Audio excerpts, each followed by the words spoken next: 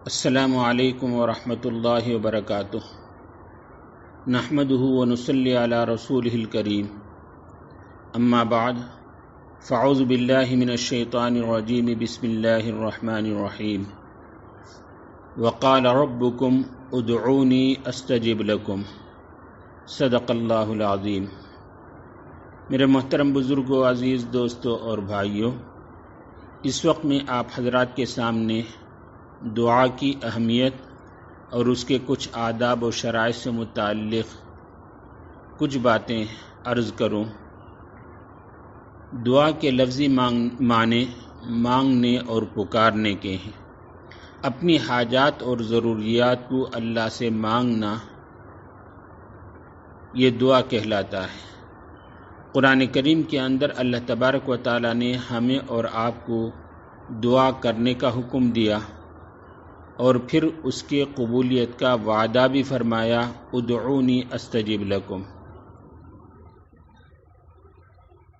قرآن کریم کے اندر دیگر عبادات کا حکم ہے، نماز کا، روزے کا وغیرہ، لیکن دعا ایسی عبادت ہے کہ صرف حکم ہی نہیں بلکہ اس کی قبولیت کا وعدہ بھی اللہ نے فرمایا۔ دعا کتنی بڑی عبادت ہے، ترمذی شریف میں ہے، حضرت انس رضی اللہ تعالیٰ عنہ نقل کرتے ہیں، قال رسول اللہ صلی اللہ علیہ وسلم الدعاء مخ العبادہ، کہ دعا عبادات کا مغز ہے، عبادات کا جڑ، عبادات کا خلاصہ ہے۔ اس لیے کہ عبادات سے مطلوب اللہ کے دربار میں عاجزی اور تضرع ہے، اور دعا کے اندر یہ تضرع اور عاجزی اعلیٰ درجے کا پایا جاتا، اس لیے فرمایا دعا تمام عبادتوں کا خلاصہ اور جڑ ہے۔ بلکہ ایک اور حدیث میں فرمایا آپ علیہ الصلاۃ والسلام نے، الدعاء هو العبادہ، حصر کے ساتھ فرمایا دعا عبادت ہے۔ حضرت اقدس مولانا اشرف علی تھانوی رحمۃ اللہ علیہ نے فرمایا اس حدیث کے ضمن میں کہ دعا کے اندر دو فائدے ہیں۔ ایک فائدہ تو یہ، اگر دنیا کے اندر وہ دعا قبول ہو جائے تو دنیا میں نقد فائدہ ہے، ورنہ دعا تو عبادت ہے، عبادت کا ثواب تو ہر حالت میں بندے کو ملے گا ہی۔ جب بھی بندہ دعا کرتا ہے وہ دیگر عبادات کی طرح ایک عبادت میں مشغول ہے اور عبادت کا بہرحال ثواب میں ہے۔ بلکہ ایک اور حدیث میں ہے، حضرت ابو ہریرہ رضی اللہ تعالیٰ عنہ نقل کرتے ہیں، قال رسول اللہ صلی اللہ علیہ وسلم لیس شیء اکرم علی اللہ من الدعاء، اللہ کے ہاں دعا سے زیادہ قیمتی اور عزیز چیز نہیں ہے۔ یہ دعا اللہ کے دربار سے، اللہ کے خزانے سے لینے کا ذریعہ ہے۔ بلکہ ایک اور حدیث میں فرمایا من لم یسأل اللہ یغضب علیہ، جو اللہ تبارک و تعالیٰ سے مانگتا نہیں، سوال نہیں کرتا، دعا نہیں کرتا، اللہ تبارک و تعالیٰ اس پر غضبناک ہوتے ہیں، ناراض ہوتے ہیں۔ کیوں؟ اس لیے کہ اللہ سے نہ مانگنا، اللہ سے دعا نہ کرنا، یہ گویا تکبر کی علامت ہے، اور گویا اللہ سے اپنے آپ کو مستغنی سمجھنے کی علامت ہے۔ اس لیے فرمایا یہ اللہ تبارک و تعالیٰ سے بندہ دعا نہیں کرتا تو اللہ تبارک و تعالیٰ اس سے ناراض ہوتے ہیں۔ احادیث مبارکہ کے اندر دعا کے کچھ آداب اور کچھ شرائط اور کچھ طریقے مانگنے کے لکھے ہیں، جیسے نماز، روزہ، دیگر عبادات کے کچھ آداب و شرائط ہیں۔ اس عبادت کو ان آداب و شرائط کے موافق ادا کرے تو اللہ کے ہاں قبول ہوگا۔ اسی طریقے سے دعا کے قبولیت کے بھی کچھ آداب ہیں۔ پہلا ادب اور دعا کی قبولیت کی پہلی شرط یہ ہے کہ دعا کرنے والا، اللہ سے مانگنے والا، اس کی غذا حلال ہو، اس کی کمائی حلال ہو۔ حلال کمائی اور حلال غذا جو استعمال کرتا، اس کی دعا اللہ کے ہاں قبول ہوگی۔ ایک مرتبہ حضرت سعد رضی اللہ تعالیٰ عنہ نے حضور پاک سرکار دو عالم صلی اللہ علیہ وسلم سے درخواست کی، یا رسول اللہ ادعو اللہ ان یجعلنی مستجاب الدعوہ، آپ میرے بارے میں اللہ تبارک و تعالیٰ سے دعا فرمائیں کہ مجھ کو مستجاب الدعوات بنا دے، یعنی جو دعا کروں اللہ اسے قبول کر لے۔ تو آپ علیہ الصلوۃ والسلام نے فرمایا، یا سعد اطب مطعمک تکن مستجاب الدعوہ، کہ تم اپنے کھانے کو حلال اور پاکیزہ بنا لو تو تم مستجاب الدعوہ بن جاؤ گے۔ تو اس حدیث میں آپ علیہ الصلوۃ والسلام نے پوری امت کو، حضرت سعد کے ضمن میں پوری امت کو یہ تعلیم دی کہ اگر تم اپنے غذا کو، اپنے کھانے پینے کو حلال اور طیب بنا لو گے تو اللہ تعالیٰ تمہاری ہر دعا کو قبول کر لے گا۔ اس کے برخلاف جس کا کھانا پینا حرام ہو، جس کا پہننا اوڑھنا حرام ہو، اللہ تبارک و تعالیٰ کے ہاں اس کی دعا قبول نہیں ہوتی، اللہ تبارک و تعالیٰ اس کی دعا کو رد فرما دیتے ہیں۔ ایک حدیث میں ہے کہ بندہ مسافر ہے، ہاتھ اٹھائے ہوئے اللہ تبارک و تعالیٰ سے مانگ رہا ہے، لیکن اس کی حالت یہ ہے مطعم کا حرام و مشربہ حرام و ملبسہ حرام غذی بالحرام فأنا یستجاب لذلک، او کما قال علیہ السلام، کہ جب اس کا کھانا حرام، اس کا پینا حرام، اس کا پہننا اور اوڑھنا حرام، بلکہ اسے حرام کے ذریعے سے غذا دی گئی، تو اللہ کے ہاں اس کی دعا کہاں قبول ہوگی۔ اس لیے ہم اپنے کھانے پینے کو، اپنے پہننے اوڑھنے کو، اپنے کمائی کے ذریعے کو دیکھیں کہ کہیں حرام کی آمیزش تو نہیں ہے، بلکہ حرام کا شبہ تو نہیں ہے۔ اس سے ہم اپنی آمدنی کو، اپنی غذا کو پوری طریقے سے بچائے رکھیں تو انشاءاللہ ہماری ہر دعا قبول ہوگی۔ دوسری بات، دعا کی قبولیت کے لیے شرط یہ ہے کہ بندہ جب دعا کر رہا ہو تو دل اللہ کی طرف متوجہ ہو کہ میں کیا مانگ رہا ہوں، کس سے مانگ رہا ہوں۔ اس لیے کہ اللہ تبارک و تعالیٰ کے ہاں غفلت والے دل کی دعا قبول نہیں ہوتی، بلکہ مانگنے والا دل کی گہرائی سے مانگے۔ ایک حدیث میں فرمایا آپ علیہ الصلوۃ والسلام نے، اعلموا ان اللہ لا یستجیب دعاء من قلب لاہن، اللہ تبارک و تعالیٰ غفلت والے دل کی دعا کو قبول نہیں فرماتے۔ ایک تیسرا ادب یہ ہے کہ دعا کرنے والا آس اور امید لگا کر مانگے، اللہ سے یقین رکھ کر مانگے کہ میں اللہ سے دعا کر رہا ہوں، میں مانگنے والا ہوں، اللہ دینے والا ہے، اللہ تعالیٰ میری دعا کو یقیناً قبول کرے گا۔ یہ دعا کی قبولیت کے لیے شرط ہے۔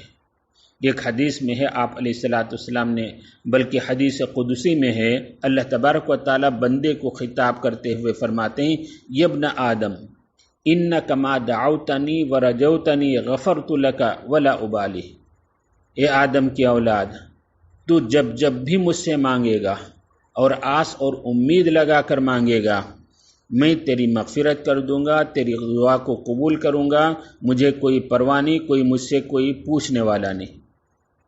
بلکہ ایک اور حدیث میں ہے، حدیث قدسی میں فرمایا، اللہ تبارک و تعالیٰ فرماتے ہیں، انا عند ظن عبدی بہ، میں بندے کے گمان کے موافق فیصلہ کرتا ہوں۔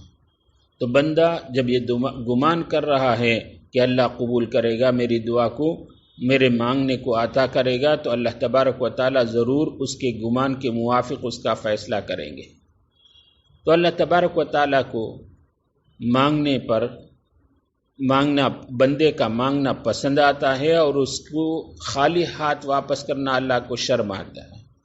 ایک اور حدیث میں فرمایا، ان اللہ یستحی ان یرد ید عبدہ صفرا اذا دعاہ، او کما قال علیہ الصلوۃ والسلام، اللہ تبارک و تعالیٰ کو اس بات سے شرم آتی ہے، یعنی اللہ تعالیٰ ایسا نہیں کرتے کہ بندہ جب دعا کرے تو اس کے ہاتھ کو خالی واپس کر دے۔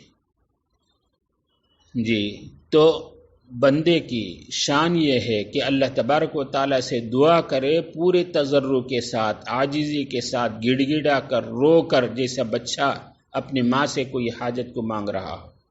تو اللہ تبارک و تعالیٰ کو یہ عاجزی گڑ گڑانا یہ پسند ہے۔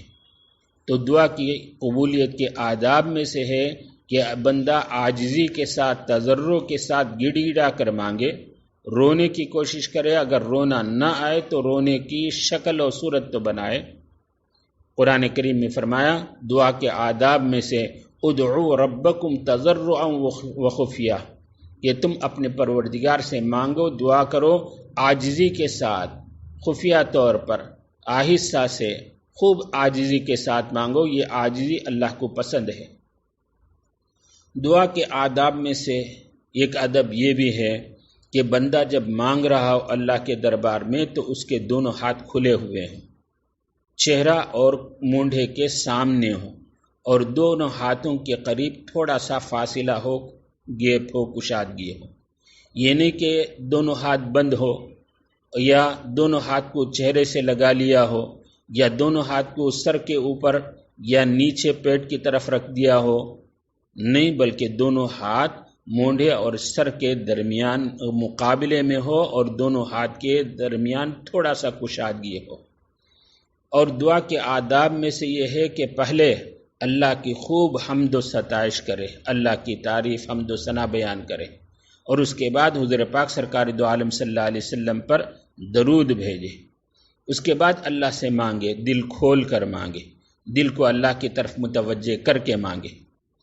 دعا کے آداب اور شرائط میں سے حدیث میں ایک ادب یہ بھی بیان کیا گیا کہ دعا میں جلد بازی سے کام نہ لے کہ میری دعا فوراً قبول ہو، اگر فوراً قبول نہ ہو تو مایوس ہو جائے، ایسا نہیں، بلکہ فرمایا بندہ بسا اوقات اپنے لیے ایسی چیز کو مانگتا ہے جو اس کے لیے شر ہے، تو اس لیے اللہ تبارک و تعالیٰ کے ہاں دستور ہے، بلکہ حدیث پاک میں فرمایا بندہ جب دعا کرتا ہے تو اسے 3 چیزوں میں سے کوئی ایک چیز ضرور حاصل ہوتی ہے۔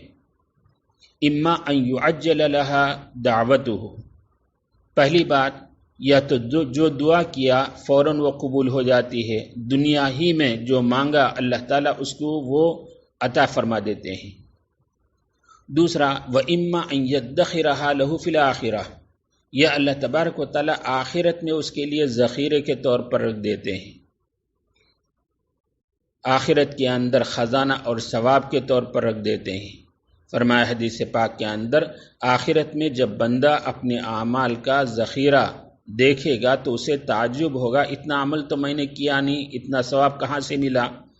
تو فرشتے کہیں گے یہ ان دعاؤں کے نتیجے میں ہے جو دنیا میں تو نے دعا کی تھی، وہ دعا کی قبولیت کا آثار تم نے دنیا کے اندر نہیں دیکھا، اس کا ثواب یہاں اکٹھا کر کے رکھا گیا ہے۔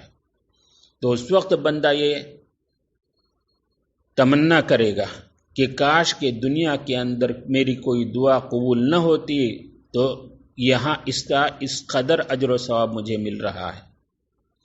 تیسری شکل حدیث میں فرمایا وَإِمَّا أَن يُصْرَفَ عَنْهُ مِنَ السُّوءِ مِثْلِهَا، یا بندہ جو دعا کیا کر رہا ہے اسے دنیا کے اندر قبولیت کے آثار تو محسوس نہیں ہوئے، لیکن اس سے کوئی برائی اور کوئی اسے شر اور کوئی مصیبت آنے والی تھی، اس دعا کی وجہ سے اس کے مثل شر کو، مصیبت کو اس سے ہٹا دیا گیا۔ یہ کتنا اللہ کا فضل ہے، مہربانی ہے۔ ہم نہیں جانتے دنیا کے اندر کون سی شر اور کون سی مصیبت ہمارے اوپر آنے والی تھی، لیکن یہ دعا کے نتیجے میں وہ شر اور وہ مصیبت ہم سے ہٹا دی گئی۔ ایک اور بات، حدیث پاک کے اندر دعا کی قبولیت کے خاص خاص اوقات بھی بتائے گئے ہیں، تو ان اوقات کے اندر ہم اہتمام کریں دعا کرنے کا۔ یہ دعا کی قبولیت کے بعد اوقات ہیں۔ پہلی بات، فرض نمازوں کے بعد دعا قبول ہوتی ہے، اور ایسے ہی قرآن کریم ختم ہو گیا، ختم قرآن کے وقت میں دعا قبول ہوتی ہے، کعبۃ اللہ کو دیکھنے کے وقت دعا قبول ہوتی ہے، عرفات کے میدان میں دعا کی قبولیت کا وعدہ ہے، ایسے روزے دار کی افطار کے وقت میں دعا کی قبولیت کا وعدہ ہے، یہ قبولیت کی گھڑی ہے۔ ایسے جمعے کی خاص گھڑی ایک ایسی ہوتی ہے جس وقت بندہ جو دعا کرتا ہے وہ قبول ہوتی ہے۔ ایسے رات کے آخر حصے میں تہجد کا وقت یہ دعا کی قبولیت کا وقت ہے، اس میں خاص طور پر ہم دعا کا اہتمام کرنا چاہیے۔ حالات اس وقت بہت پرخطر ہیں، بیماریاں اور مصائب کا ایک سلسلہ ہے۔ خوب اللہ سے یا آخر رات میں جم کر گڑ گڑا کر اللہ کے دربار میں ہاتھ اٹھا کر خوب دل کھول کر دعا مانگے کہ اللہ تعالیٰ تمام مصائب اور آلام اور بیماریوں کو ہم سے، ہمارے خاندان سے، ہمارے شہر، ہمارے ملک، بلکہ سارے عالم سے یہ وبا اور یہ بیماری کا سلسلہ ختم کر دیں، امن و امان اور عافیت نصیب کرے۔ اس کے علاوہ دعاؤں میں وقتی یا مسنون دعاؤں کا اہتمام بھی ہو، کھانے کے وقت، سونے کے وقت اور استنجا جانے اور آنے کے وقت، مسجد جانے اور آنے کے وقت میں، تو یہ وقتیہ دعاؤں کی تعلیم دی گئی۔ مسنون دعاؤں کے اندر ہمیں وہ دعائیں یاد بھی رہتی ہیں، لیکن اس پر ہمارا استحضار ہو کہ یہ وقت پر یہ دعائیں ہم پڑھتے کہ نہیں، تو توجہ کے ساتھ ان مسنون دعاؤں کا بھی ہم اہتمام کریں، تو اس کی وجہ سے اللہ تبارک و تعالیٰ سے ایک ربط اور تعلق نصیب ہوگا، اللہ کا قرب نصیب ہوگا۔ اللہ تبارک و تعالیٰ ہمیں ان آداب اور شرائط کے ساتھ اللہ سے خوب مانگنے کی توفیق نصیب فرمائے، ہمارے دعاؤں کو قبولیت سے نوازے، اس ماہ مبارک کے ہر رحمتوں اور برکتوں سے ہم میں سے ہر ایک کو بہرہ ور فرمائے۔ آمین۔ وآخر دعوانا الحمد للہ رب العالمین۔